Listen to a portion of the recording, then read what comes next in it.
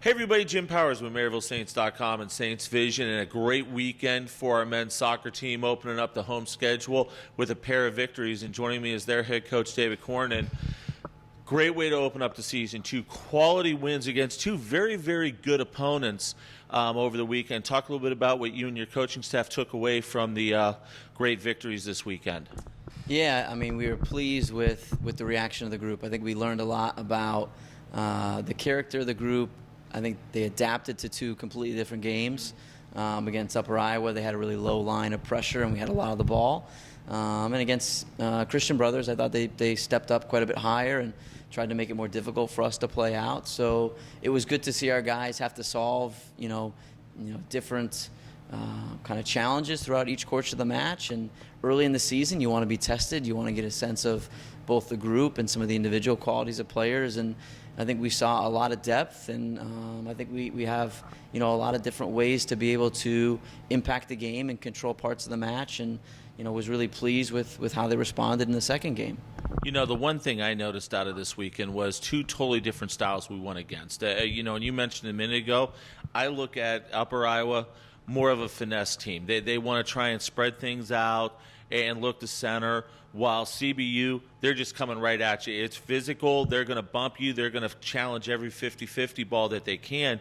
And it's two styles that are going to really help us get ready for conference play starting on Sunday. Yeah, and I think it was a good challenge for our guys to keep their composure in each match because, against Upper Iowa, you have a lot of the ball and you feel like, man, we should score. We should break them down, and it's, being patient. And I thought we had some really good creative attacking sequences, and we're disappointed to give a goal up, in the middle of the second half. I thought we, got punished on a mistake and didn't reorganize well enough, and that's something that we need to learn from and continue to get better at throughout the course of the season.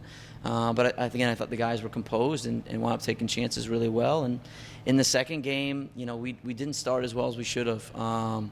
And I think credit to Christian Brothers, that had a lot to do with their quality. I thought they were really well prepared, really well organized. I thought their coach had a good setup for them, and I just thought they were a very good team. I mean, that was the environment of that game felt a lot like a playoff game. I mean, it was intense, it was combative, and I think it took us a little bit to settle into it. And once we did, I was really pleased because I thought we had some really good moments and scored two really good goals. And 4 of our 5 goals in the weekend come from guys who came from the bench. And again, to talk about the depth and the ability to adapt to the game, I give our players a ton of credit of preparing well, being ready, and that makes it hard. It's been hard to pick a lineup because we have a lot of good players. Well, I tell you what, one guy that made it really hard for you coming off the bench, Braden, what a great game for him on Friday.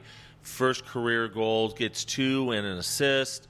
I mean, just really one of those guys that I know you're going to lean on pretty heavily to come off the bench and add that instant spark with what he can do on that up position in the forward side of things. Yeah, I mean, we knew he was a goal scorer coming in, and I think we've seen that, and he can score in a lot of different ways. As a freshman, it can sometimes be a tough adjustment to, 1, being a college student and being on your own, 2, being to a brand new team and environment. And I think in all 3 of our exhibitions, he had a positive impact, sometimes scoring, sometimes setting up plays. And then we saw that in the first game of the season. The challenge is going to be for him is I think he's grown a lot of areas off the ball. I think he's worked harder. I think he's helped us defensively. And I think it showed how comfortable he can be playing with the guys. And I think that's been great because we now have 3 really good forwards in Helmut, Ben, and Braden that can impact the game. But no, I thought he had a good performance, and I think for him, his potential of where he can grow to is really high. So I'm excited to see him continue to work and develop. And again, he was a guy early in the week who spent extra time before practice, and I think those things will slowly continue to make a big impact in the course of the season. Well, no doubt about it. And non-conference matchup, we got one more, and it's a pretty big one. We're going to travel out to Kansas City. Game going to move up from Thursday to Wednesday against Fort Hays State, who was number 3 in the preseason poll. Had a setback this past weekend to an extremely good team. This is going to be the test to get us into the S&T game and conference play starting on Sunday. Yeah, I mean, we were wanting to schedule kind of 3 different types of opponents. I mean, as you know, the GLVC is always a test, and when you're playing 15 games in conference, each one's different. The style of play is different in a lot of the games. we're going to play now and it's 90 degrees. We're going to play in November and it could be 40, 50 degrees. So we wanted to see 3 different opponents that would challenge us in different ways. Fort Hays State had a great year last year being a Final Four team, has, one of the top strikers in the country, and their, their group across the board is really talented. So we're excited. I mean, I think that's the kind of game you want to play in. I think we want to put ourselves in that position in the future where we're, a team that's looked at to be a national champion, and that's obviously our goal. So to do that, this game is a really important one, and then we've got to turn around and quickly play again at the end of the week in our first conference game against, a good S&T team. No doubt about it, David. Well, good luck out in Kansas City tomorrow. Good luck on Sunday, and we'll talk to you next week. Thanks, Jim. Appreciate it. David Korn joins us as the team will travel out to Swope Soccer Village.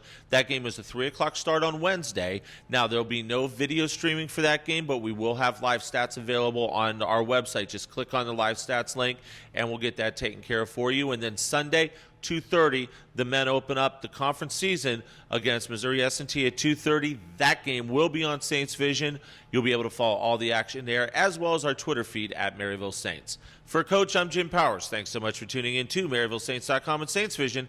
Have a great week, and as always, go Saints. Go Saints.